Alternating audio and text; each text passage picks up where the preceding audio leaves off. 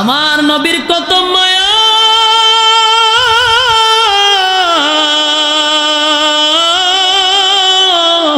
উম্মতের প্রতি নবীর কত মায়া রে।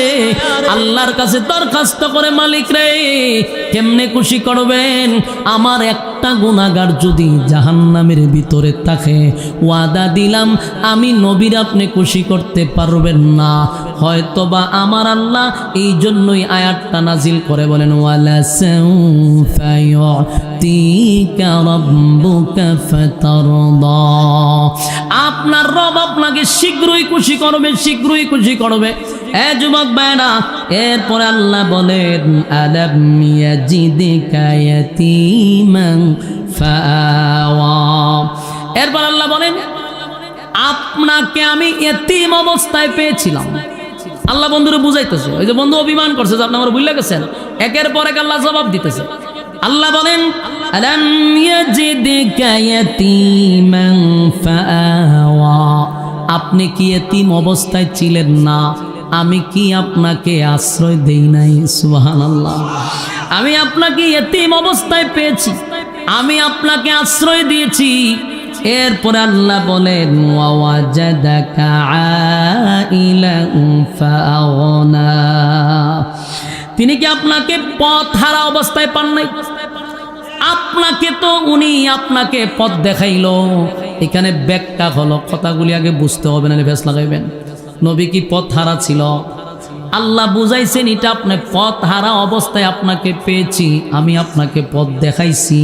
তার ব্যাখ্যা হলো, যেই ছেলেটা এতিম হয়, যার গার্জেন থাকে না, যার কোনো গার্জেন থাকে না, এই ছেলেটা পড়ালেখা করতে পারে না, সমাজে প্রতিষ্ঠিত হতে পারে না।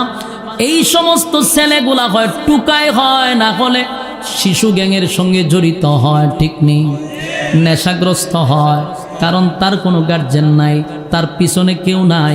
আল্লাহ হয়, আপনিও তো এতিম ছিলেন, কেউ নাই, আপনার বাবা নাই, দাদা নাই, আত্মীয় স্বজন আপনার কাছে ছিল না। আমি আল্লাহ আপনাকে আশ্রয় দিলাম, আপনি পথ হারা হয়ে যেতেন, মানে এই অবস্থায় থাকলে তো পথ হারাই হওয়ার কথা। আমি আল্লাহ আপনাকে পথের উপরে রাখছি, পথ হারা হইতে দেই নাই। জুরে কোন সুবহান। এই জন্য আল্লাহ বলেন, ওয়াজাদাকা আইলান ফাআগনা ওয়াজাদাকা দাল্লান ফাহাদা। আমি আপনাকে পথ হারা অবস্থায় পেয়েছি, আবার পথ দেখাইছি। এরপর আল্লাহ বলেন, ওয়াজাদাকা আইলান ফাআগনা। এই আয়াতের ব্যাখ্যাগুলি বোঝার চেষ্টা করুন। বিশেষ করে আমাদের সমাজে একটা সমস্যা, এই সমস্যার সমাধান আপনারা পাবেন, একটু দিলের কান লাগায় শুনেন। আল্লাহ নবীরে বলেন, ওয়াজাদাকা আইলান ফাআগনা।